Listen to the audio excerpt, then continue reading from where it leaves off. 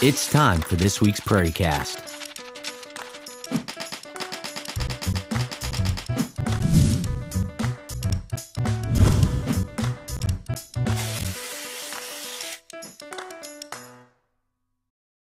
This week's PrairieCast is brought to you by Delta Dental of Iowa, who reminds you that you don't have to work for a big company to get big benefits. Delta Dental offers a dental plan to fit your needs, whether it is a single policy, one for your family, or one for the team at your startup. Visit deltadentalia.com to learn more about your many plan options.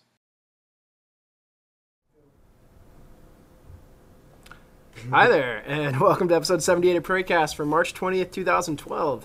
I'm Jeff Wood of Silicon Prairie News. Our panel today includes John Jacobin of Better Life and Bot, Sam Schill of Shopler and the Sigler Companies, and as always, my co-host Andy Brudkel of 48 Web and... Did we ever talk about the other one? Staff Ninja. I wasn't sure if that was public, so I'll put you on the spot. A couple technical difficulties in getting started today, but I presume that we are broadcasting, so we will just kind of jump into it. Gentlemen, welcome to the show. John, it's your first time, so welcome. It is about 115 degrees in the studio today. Give or take. A little bit. So as a service to our guests, I did go buy everyone some beer, and we are drinking on PrairieCast for the first time. So if you're drinking where you are, it's probably 100 degrees in your office, too. Tell us a little bit about Better Life and Bot and what you've been up to lately. Sure, absolutely. So been working in marketing and operations for Better Life, which is really it's a health and wellness application that comprises everything. And that's why we brought you beer. Right. What? There's whole grains or hops or something in there, right? That's natural. And it really focuses on everything about health and wellness, from what you put in your body, so meal planning, food logging, grocery shopping, to exercise and nutrition and health profiles, to give consumers a way to understand what they're eating and how it impacts their health.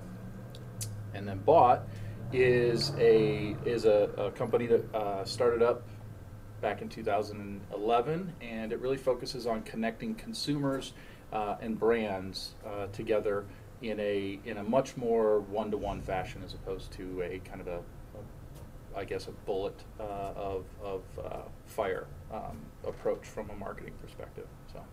And Better Life is, you have creative spelling with both these, B-E-T-T-R-L-I-F-E, right. And Bot is B-A-W-T-E.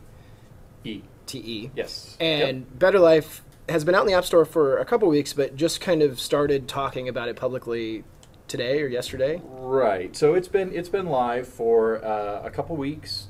Had a couple issues with the name change there that we had to go through. So it is live. It is available in what's now Google Play and the iTunes Store.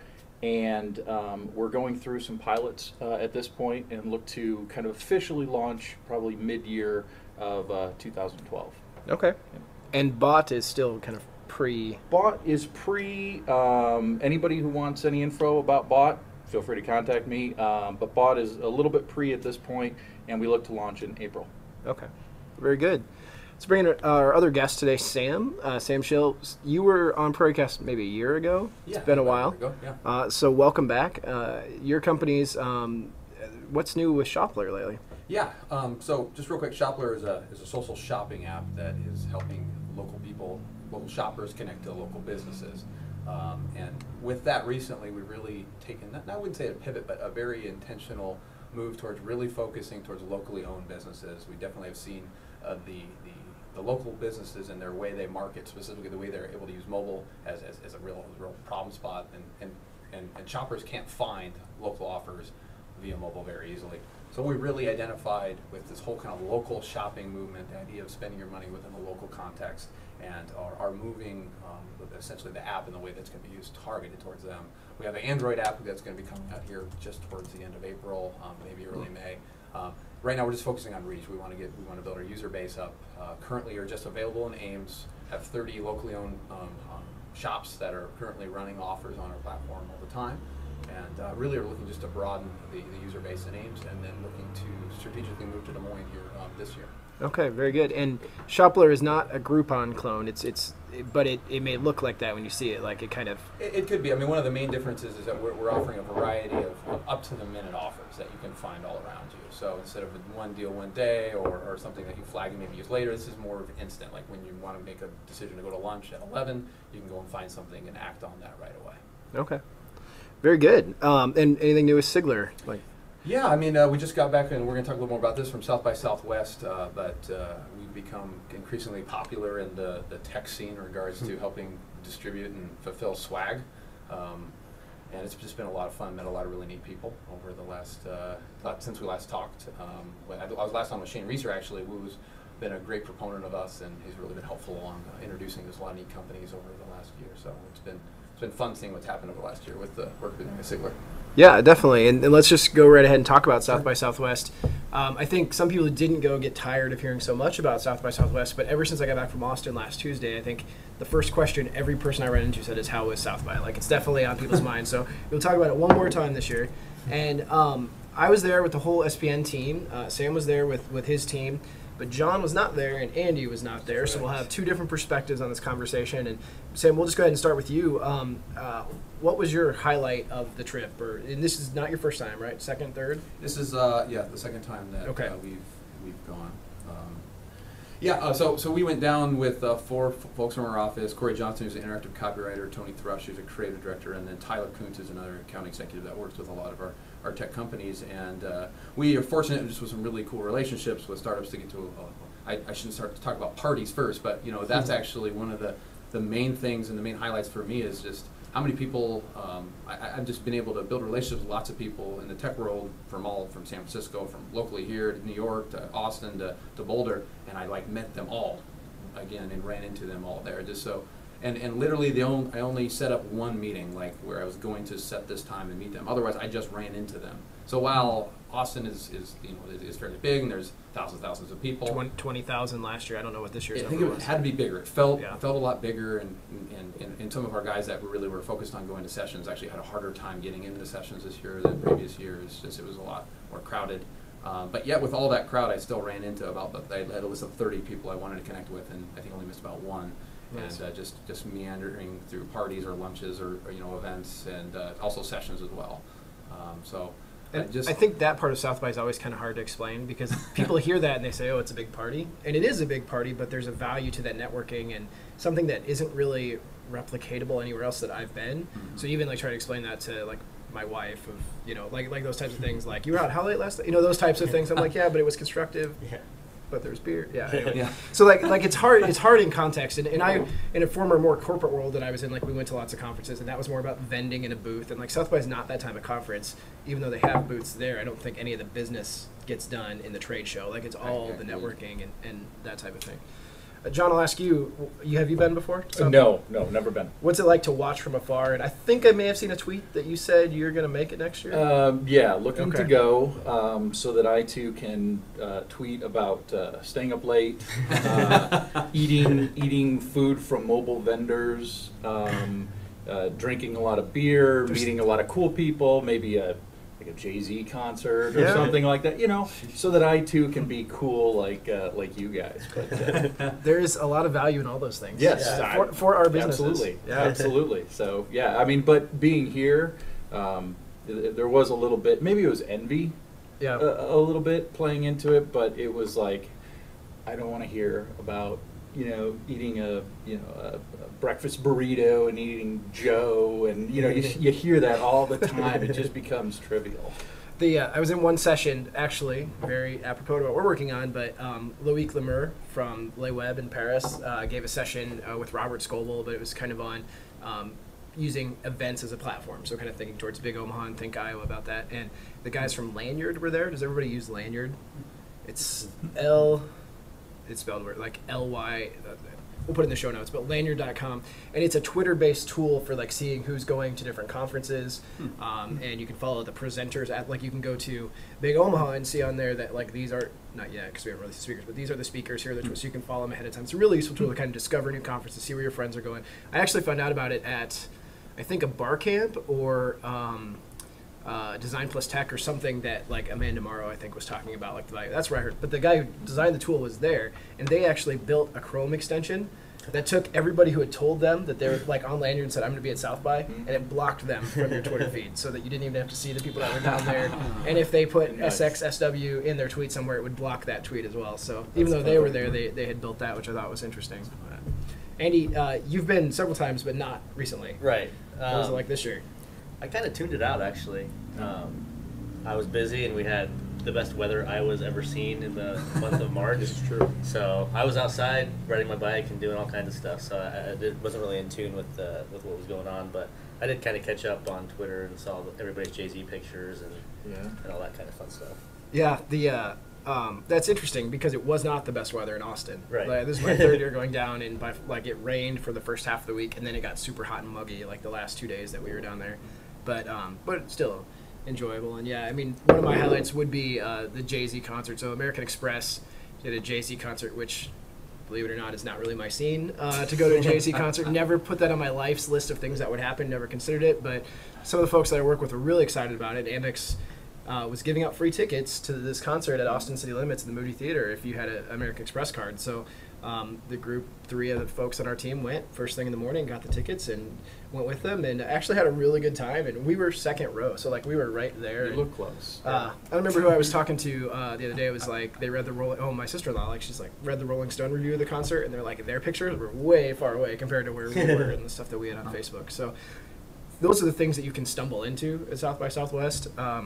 Met John Hodgman in a hotel lobby just walking through, and with Emma Peterson, who's a frequent PrairieCast guest, the other day. We were at a party, the Canada party, and ran into a guy that there's a Zoe Deschanel TV show, The New Guy. I don't know if you've seen that show, but one of the stars of that show was just at the party, and I'm like, I'm pretty sure that's the guy from the Zoe Deschanel show, and had to look him up on IMDb and his name, and Emma just like yells out Jake, and he turns around, so we went and talked to him. So it's just one of those kind of weird things on the social side. But Sam, what did you see from the other than networking? Like, did you make it to sessions? Yeah, we did. One of the very last ones was really interesting, and it was towards the end, and it wasn't really that packed. But the guys from Turntable were talking in regards to some of the things that they were upcoming, and they announced that they're also now licensed with a bunch of different record labels and different things that's going to help them distribute easier and get around some of those things. They're still in the U.S., but they're working on going internationally. It was just cool to hear their stories, and they let the audience really ask a lot of questions about things, and they were very transparent, and it was a good session. Now, do you work with Turntable? Do not yet. No. Okay. I'm just curious. Yeah. We've had conversations, but not officially. Well, and for those who don't remember, like Turntable was a company called Sticky Bits, which I first found out about at South by Southwest. Oh, yeah. It was like scan a barcode around different, like it was a weird thing that didn't take off, and then they had this, not even a pivot, more of a restart as Turntable, which is like social DJing. But I feel like Turntable's kind of gone away since Spotify opened in the U.S. Like I sure don't use it like I did for a while. So it's interesting to see these guys still plugging away, and I didn't know they weren't licensed for that music. If that's the big news, is they're licensed. Like that's surprising to me. Just they had 4 major record labels that are going to allow them just to do different things now. That's going to help. But I guess everything's been on the up and up, but it's just continuing. They mentioned that it's so hard to have a startup in the music scene because you have to work with all these licenses and record labels to allow all this to happen, and now that was a big deal for them in regards to how they're continuing on. And the biggest question from all the users that were there was like, I love Turntable, I used it, but it's actually so distracting that I can't get any work done. How can I keep this on in the background yet and get stuff done without having to participate so much? And they say there's potentially some stuff rolling out to help you just listen to it as you're day and don't have to feel like you're there awesoming and laming things all day. So Yeah, and that's interesting because your company is actually, when I do go on Turntable, it's usually something related to your company, like the room that I'm in, because you have a lot of people that are involved in that. So yeah, we're getting a lot of stuff done apparently. Yeah. If you want good music, go to the 3 Guys from Iowa room or whatever. It's been a while since I've been on there. But other things you saw, like I think the sessions that I saw, I went to a couple journalism ones. Baratunde Thurston, who's the digital director for The Onion, did a keynote, which I thought was pretty good. I've not really watched a lot of his stuff other than when he's been on podcasts, and it was on his book How to Be Black. It was kind of which is all done in jest in it, but a really interesting keynote that he brought out. And then I went to, there was I think it was called the Field of Dreams Manifesto, which was Ben Milne from Dwala and Bo Fishback from Zarly and Jeff Slotsky from our team talking about how to build a company in the middle of the country. as well, which I thought was really interesting. I mean, probably only 20 people there, 15 of which I knew from just kind of being around the area, but in a room for 600, like if there's one advice I have, or piece of advice I could give to South by is they seem to not get their room size right. So It's either too small or too big. yeah, I mean, that Loic Lemur panel, Brittany and I were sitting like at the feet of Robert Scoble because it was so packed that they ran out of the chairs, and like I was like sitting on the floor like looking up at Scoble. So it was whatever packed. I tried to see Kevin Smith, you know, Silent Bob from the movies, speak, and it was super. It was a big room and super packed, and there were 25 people, 50 people sitting out in the hallway listening to the simulcast because the video wasn't working. So I either went to panels that were way small for the room or too big for the room that they were in. So Yeah. No, I agree. Some of the room sizes were interesting. I went to some of the lean startup track with Steve sure. Blank and Eric Reese and the morning. I barely got in, and if you basically left to go to the bathroom, you weren't getting back in. So I stayed in, hunkered down for a few sessions, which was some really good stuff. Dave McClure, and that group's always fun to, kind of some my Twitter feed in person is always kind of fun. Yeah. Stuff there. That was good. what did you gentlemen see that like topic wise that was being talked about there that you would have liked to know more?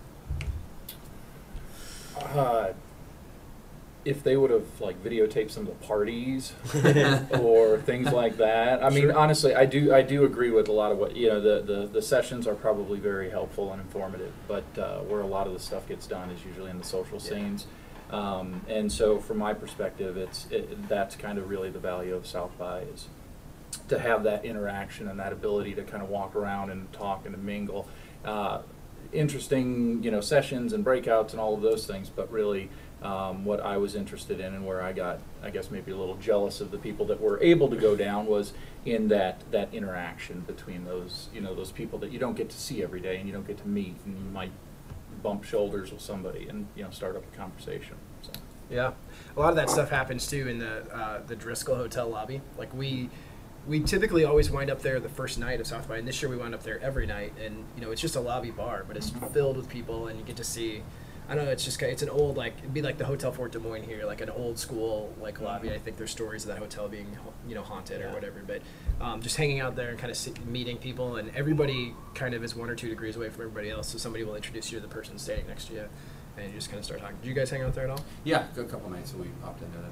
It's a cool place. I'd love to stay there one of these years, but I don't know how far you have to book in advance to do that. Yeah, I don't know. That would be interesting. A lot of those hotels have such grand like entrances, and the rooms are tiny, like too. So you pay a lot for what you get. But the Driscoll, it's right on 6th Avenue, so it's right in the heart. And I can't forget one of my favorite moments. We were at where was this? It was at, I believe, the Techstars party we went to. We actually work with Techstars New York, and went there. And I hadn't yet met David Tisch, who is one of the main guys, the managing partner there.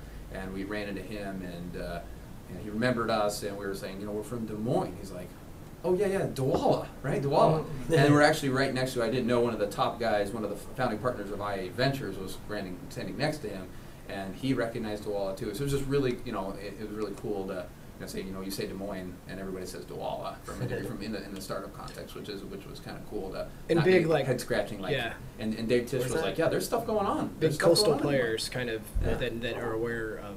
They don't think we're Idaho anymore. Idaho, we do the potatoes, Yeah. or Ohio.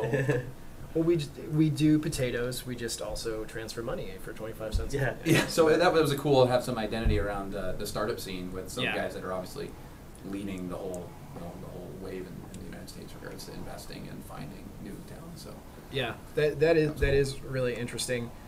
For me, another one I had New Empire Builders, which friend of Scott Henderson, Scotty Hendo on Twitter, a guy I knew in Indianapolis who's from Omaha and now lives in Boston. Like, it was something that he put together, and they invited me to be on a podcast, and that was kind of interesting. So talking about innovation in different parts of the country with the guy who's in charge of Mass Challenge in Boston, and also a NASA engineer, so I felt a little bit outclassed as I was there. So but that was a lot of fun too, just kind of recording that podcast. And then party wise, I think my favorite party was Gary Vaynerchuk's Secret Wine Party, which we've had the benefit of getting to every year, because we've had a close relationship with Gary. And if, for those that don't know, the way that happens is he brings a bunch of wine in to one of the parties, but he doesn't announce it until he tweets it, and then it's like live, like it's going on now, and then only some people get in. So that was a lot of fun, because a lot of the big Omaha and Think Iowa group, like Nick from the Kauffman Foundation and the Startup Weekend, like you see all those people there at that party, and it was late enough at night where everybody was kind of cut loose and having a lot of fun. And So those are always good. And we do want to thank our sponsors for the Silicon Prairie Party as well. So we've done a party in the past, and this year we did a cereal bar on Sunday afternoon, which allowed us to have a little more interaction with people. It was at Halcyon, which is on the corner of 4th, great coffee bar. So people kind of come in there, and that was the Greater Des Moines Partnership, the Greater Omaha Chamber, and State of Iowa Economic Development came in. Our producer John is telling us the Driscoll is already sold out for 2013. If you were trying to stay there. Nice. But so the Silicon Prairie Party was a lot of fun, and we had probably more interactivity from our sponsors this year than we've had in the past at that. So were you at the party? Yep. Yeah, I'm trying to remember who we saw there. Partnership did this neat milk carton thing where it was kind of like what's missing in the milk carton is you, and they took pictures of people and actually put them right on there. Omaha Chamber did some interesting things with cereal, and it was just a great time. And a lot of people actually stopped up and said, "What's going on in the middle of the country?" And when we've done the party in the evening in the past, it's more about like, "Where's the free bar?" You know, that type of thing. Right. So I think it really worked out. Less people, but more interactivity and more kind of constructive, I think. So that was a lot of fun. I did eat a bowl of cereal that day. You did? Yeah. I appreciate that. Which one? Cheerios. Cheerios? That was a choice? All right. Very good. Sam, and you guys had a blog post that I wanted to call attention to as well. Maybe you can drop that in the chat. And kind of talking about, you want to just talk about what that blog post is that you guys put together? Yeah, we just made a blog post kind of just in a recap of the best, the biggest, the brightest, and the fuzziest of South by. And again, we had multiple folks go who were there for different reasons. I was there for a lot of connection and business development, but again, we had folks that just went for the sessions in regards to some of the writing and the design side of things. So it's just kind of some highlights of things we saw, celebrities we ran into.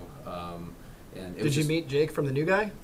I didn't. That was me. Should have come to the Canada party. Robert Ory, though. Okay. We were at the Nike. Nice. Did you go up to the Nike thing that they have this whole like skateboard area and this like basketball No, I court? Saw it though. But yeah. we were there and there was like having an 8-foot dunk contest, and Robert Ory was the judge, and he drove up and got it out. That was like, that was kind of cool. But just some of the overall highlights of things that we ran into and did, and some of our favorite parties. Boxy had a kegger party, like in this really weird, really cool location, but it's really laid back, like you're going to a kegger somewhere in the middle of Iowa kind of scene party, and that was kind of neat. Just some highlights there. I can get you that link here. Yeah, I got that. Okay, yeah, good. lots of good stuff and there, and that's something that South by does really well. Is like every person who goes has a completely different experience. I think even like we take 6 from our team, and as we talk at the end of the day, like what did you do today? I didn't even know that was going. I didn't know there was a kegger party for boxing. Like those types of things. So you guys did really good at kind of encapsulating what your experience was like. Sam and others who came from the area wrote what we called South by Snippets, which you probably saw on the website, of kind of a day in their life while they're down there, which I think were really interesting as well. So check those out if you get a chance. And one highlight, there's a photo in here of the Glomper, which I just learned what Glomper was mascot, and the guy in that is actually from Ames.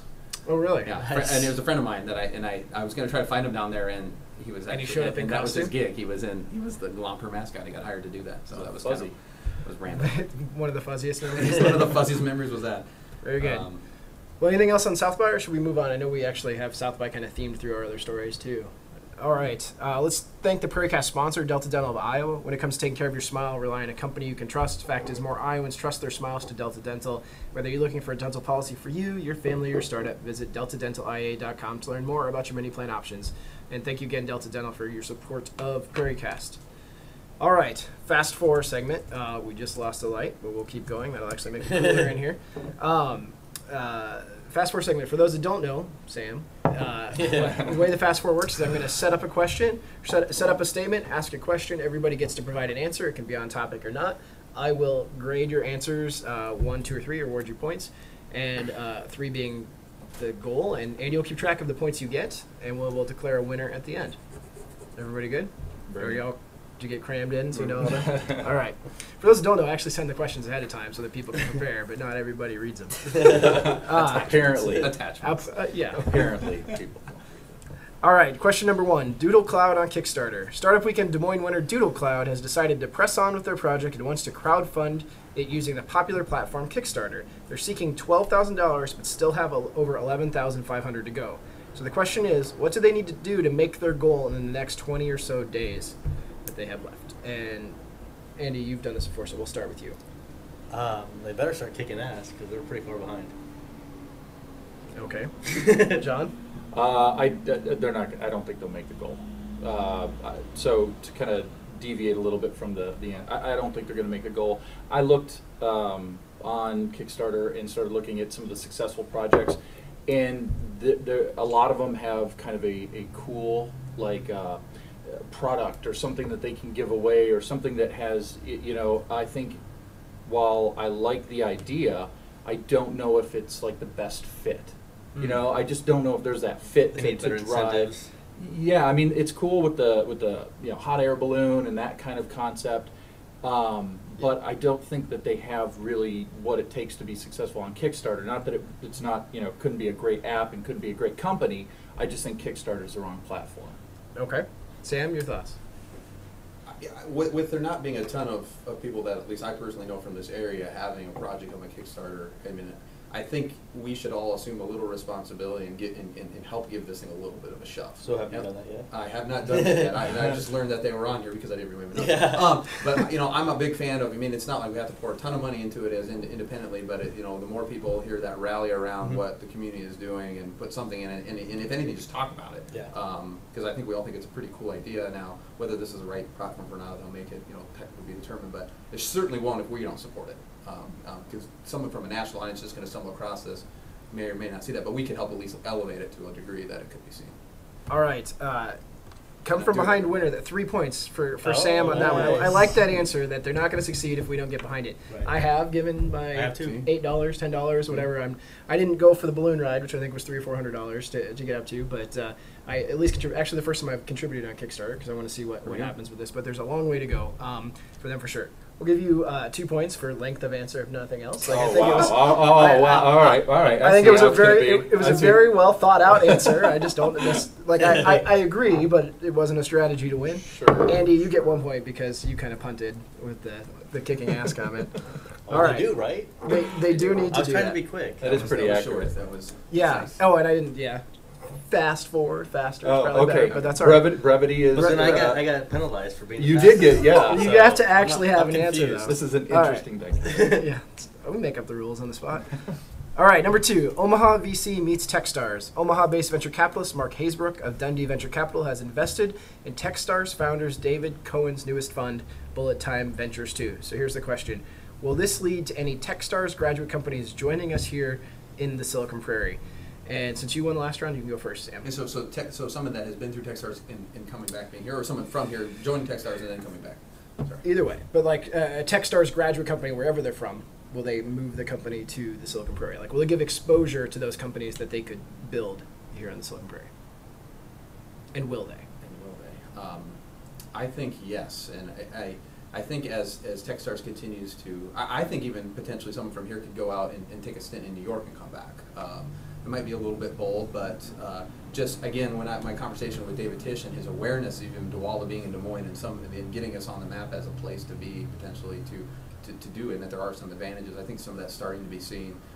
David Cohen being in Boulder and a little more central to where we're at, and a little. I've also had conversations with those people. They're a little more like Midwesterners, a little bit in the Boulder scene versus New York. But yes, I think we'll have somebody come from here with an idea that either goes to Boulder or New York and comes back. Very good. God does not agree.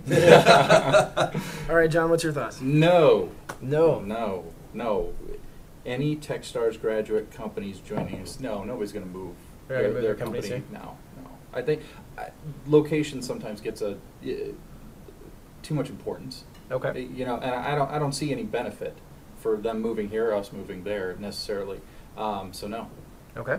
Andy? No, but I do agree with Sam. I think it'll get the area more visibility and maybe get one of our startups into Techstars and then come back. But I don't think anybody's going to go from California to Techstars to Des Moines, Iowa. Agree with that. I agree with that. But yes. All right. Since I beat on you for the long answer and you did a good short one this time, so three points to John. I think you're right. I think the answer is no, the way I phrased the question, but I think you're all right, and I'll give you guys each 2 on this next because I think you're kind of in the same role.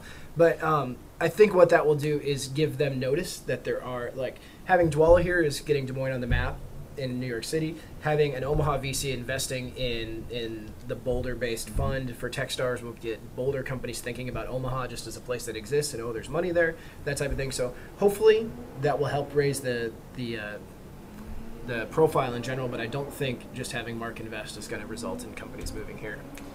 All right. Number 3, how do you live up to the hype? Kansas City's Ag Local seems to be on fire lately, being accepted into the New Me Accelerator, participating in the Startup America celebration of American startups at South by Southwest, which was a pitch competition, as well as the South by Southwest Accelerator, even though no one that I know of has actually seen an Ag Local product.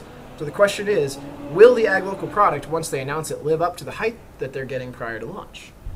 And you got the 3 points last time, so you go first. Statistical chances of them living up to the hype probably very low. I would say no. I think they may ultimately get to a point where they're a good, profitable, company. But I don't think they'll live up to the hype. I mean, they're getting a lot of hype with no product and very little information about them. So I'm going to say no. No, Andy. Well, I love the idea, and we've talked about that. But again, we all know the saying about ideas. Everybody has them. But it's how they execute, and I think the hype's going to drive them to execute on a higher level than they would if nobody was talking about them, so I think they will. Yes, okay.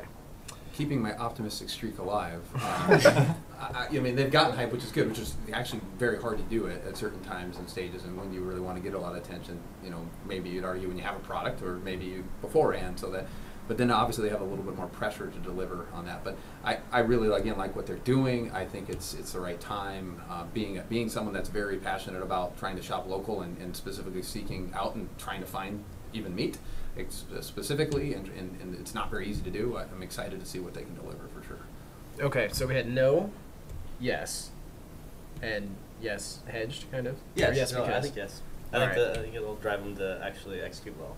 All right, let's go with Sam. You can have 3 on this one. John 2, and Andy 1. And I don't really have an opinion on this one myself. It'll be interesting to see. We love to get behind companies and kind of share their story and push it out. And that's what I'm seeing a lot with Ag Local lately. But it is every once in a while we kind of check in and say, what does Ag Local look like? And it's just the same kind of one page and blog with what they have. So for those who don't know, Ag Local is connecting locally sourced meats and farm products with consumers that want to buy them. You're the type of person that buys from local farms, and so you would use this if it was available. I'm waiting for this in a bad way. I really want to use it. I think it's a great idea. I just think there's so much hype right now that to live up to that, it's a tough one. Yeah, and maybe put 3 down for me. Change his mind. All right. Final question. Got Milk. Startup celebrity, Apple fanboy, and founder of Dig, Revision 3, and most recently Milk, announced on Friday, I left his name out, Kevin Rose, announced on Friday that his entire team had been acquired/hired by Google. Rose has reportedly turned down acquisition offers for Dig in the past at very large valuations, and the site has since fallen from relevance. So the question is this a case of Kevin Rose learning from his past mistakes, or a real desire for him to join the Google team, or is it something else? And actually, this is kind of the Diggnation episode, because it's podcast Diggnation they always drink beer on. So really? The Diggnation episode of PrairieCast. Sam, you can go first on this one. I've heard so much over time here about Kevin Rose and everything he does. I've actually become numb to Kevin Rose news, so I'm just I don't really care what's happening after this. All right. Is that your answer? Yes, ma'am. Okay. I don't even care. Fair. Me? Go ahead. Okay. Well, I think he's learned his lesson, because at one point Dig was worth $200 million. He was worth $60 million, and so he probably just wants to get paid. Is Dig still around?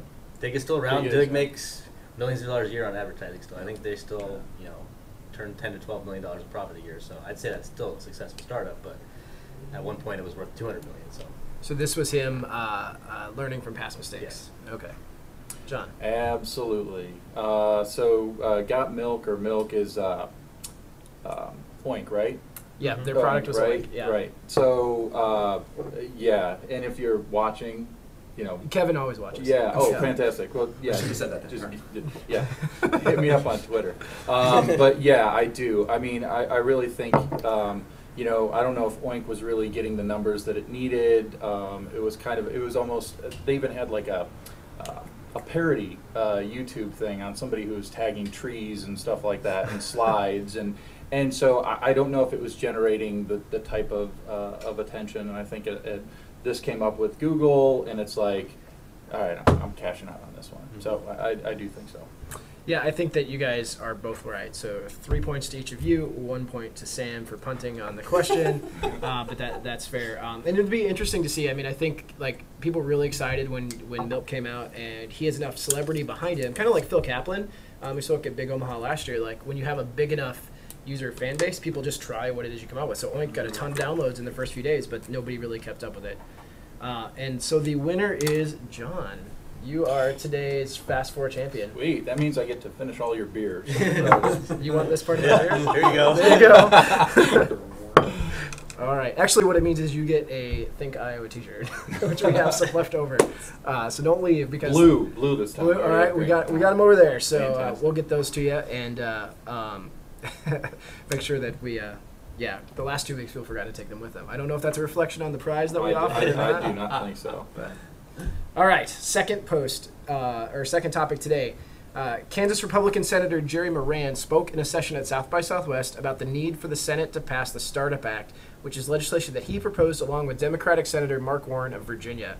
The proposed legislation would, in his words, be a 5-pronged approach to job creation based on a proven track record of entrepreneurs. So what it does, reduce regulatory burdens, attract business investment, accelerate the commercialization of university research, attract and retain entrepreneurial talent, and 5, encourage pro-growth state and local policies. So this isn't the fast forward, but the question to you then, and John, I know you have some thoughts on this, so we'll start. All those things sound good. Why is there not more buzz about the Startup Act, and do you think it's a good idea? Yeah, I mean, I think anything that can drive entrepreneurs to act is a good thing. You know, I think the visas and getting people to come over here with, you know, advanced degrees is a good thing. I think all the things that they talk about are good inherently. But as somebody who's started a company and has done so for the last 12, 13, whatever years, you know, I look at it from more of a bootstrapping perspective, which is what can we do to get people to start that don't have equity financing and can, you know, and need to hire that 1 or 2 people.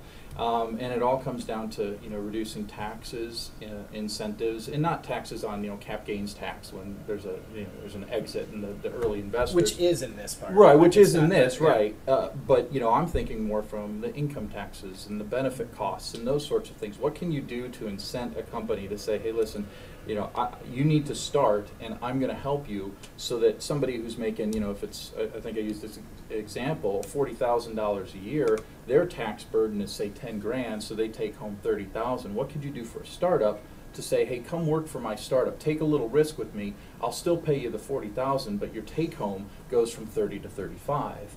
Or it decreases the burden on the taxes that you pay above and beyond a salary, which a lot of employees don't understand that exists.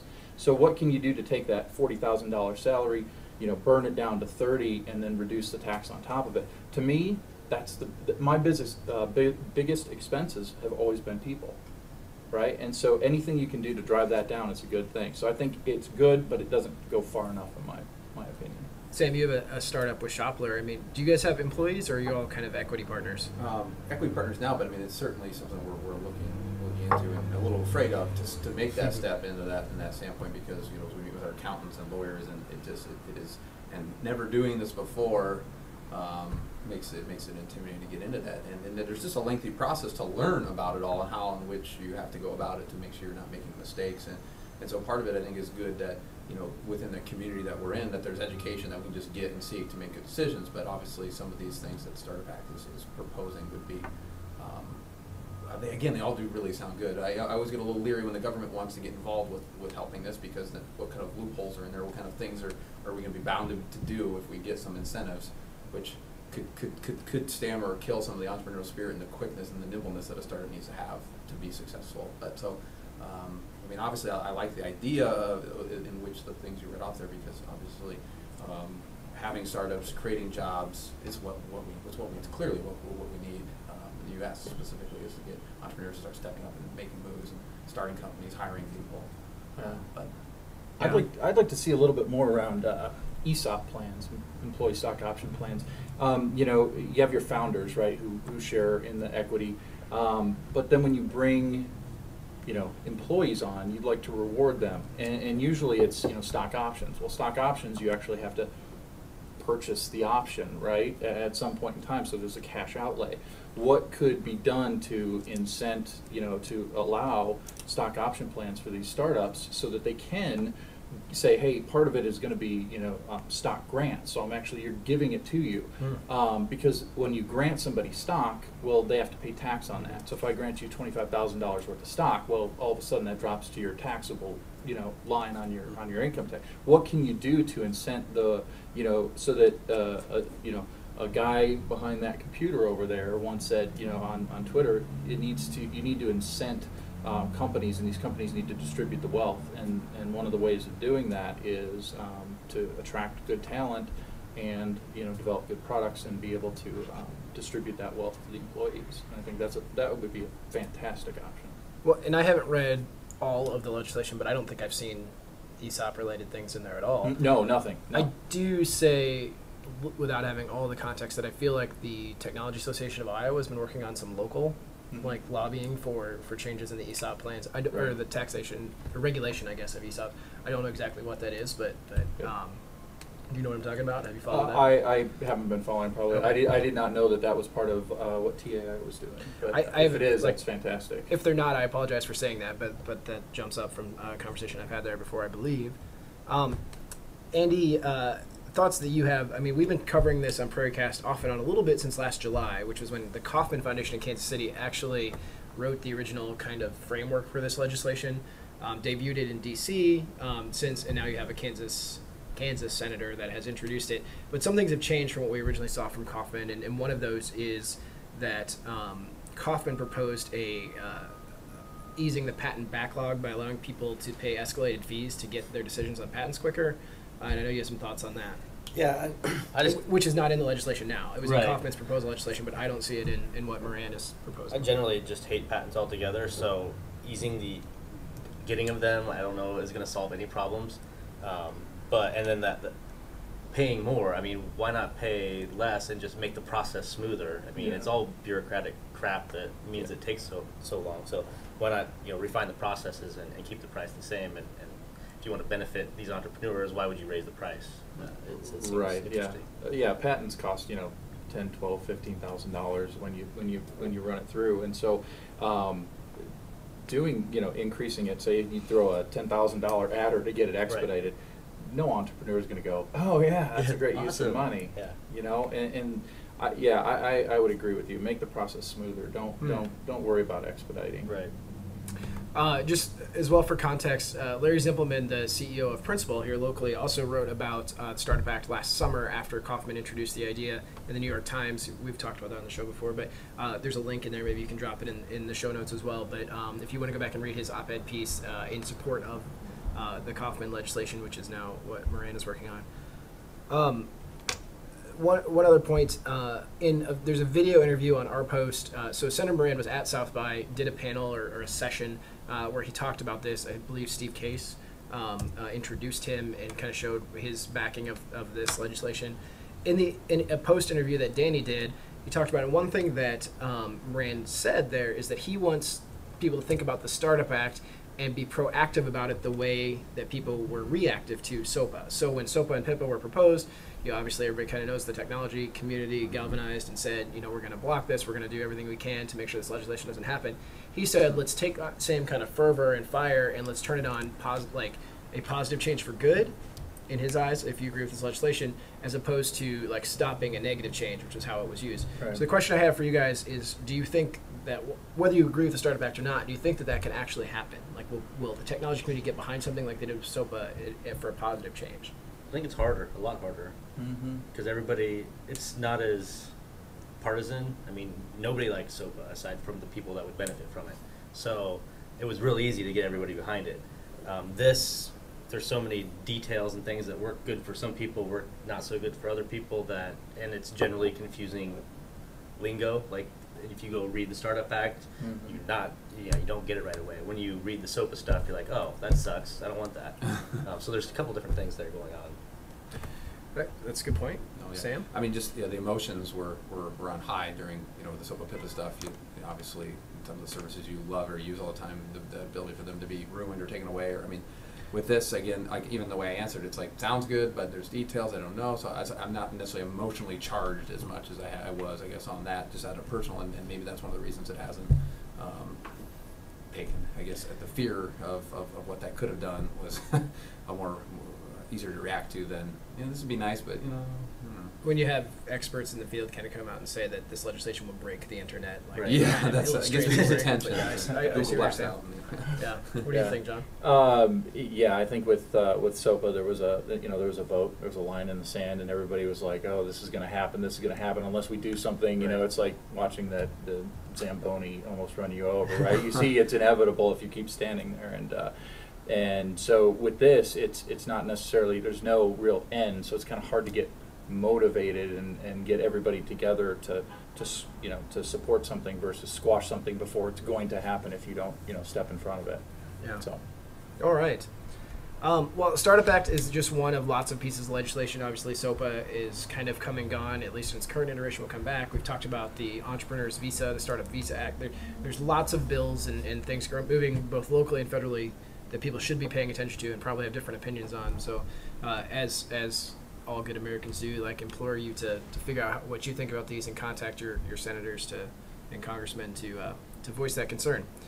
All right, we're getting close to the end of the hour, so let's move on to Andy's Stat of the Week.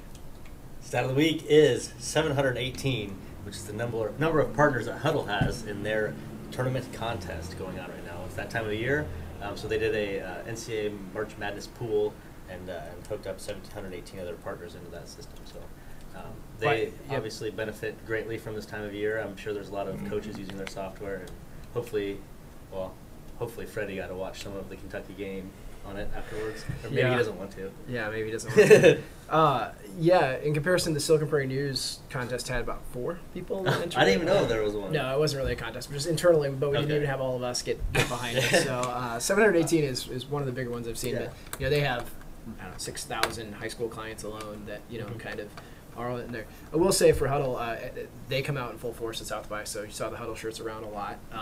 I wore my Huddle shirt during the Iowa State Kentucky game, Nice. my Iowa State Huddle shirt, and did not provide the look that I wanted in that game. So So let's did talk. they have Let's Austin talk. colored, Texas colored ones down there, or what? I haven't seen a Texas colored one. I remember seeing David in the blue and orange one, which I think might be the standard kind of one that they wear. But let's before we move on, March Madness, but our teams are done. So should we talk about how great our basketball seasons were?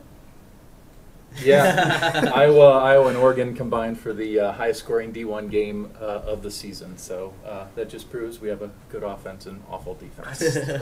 Yeah. Give John a hard time as the Hawkeye fan on the panel. The rest of us are all very passionate Iowa State fans. But hey, celebrate your wins. That's why I want to be at the end. Yeah. I can get away quickly. Very good. Yeah. All right. Anything else on Stat of the Week? Nope, that's it. All right, so congratulations to all the schools that are still playing. I saw Nick Seguin from Coffin Foundation. Nick's originally from Ohio, touting the number of Ohio teams that are left in the Sweet 16. That's true. As kind of trumping the rest of us. But Yeah. next, we had all 8 Iowa programs, all men's and women's programs in Iowa this year were playing in a bracket of some sort, or a tournament of some sort. So that's the first time as well. All right, let's move on to the end of the show. I want to thank everybody for joining us online.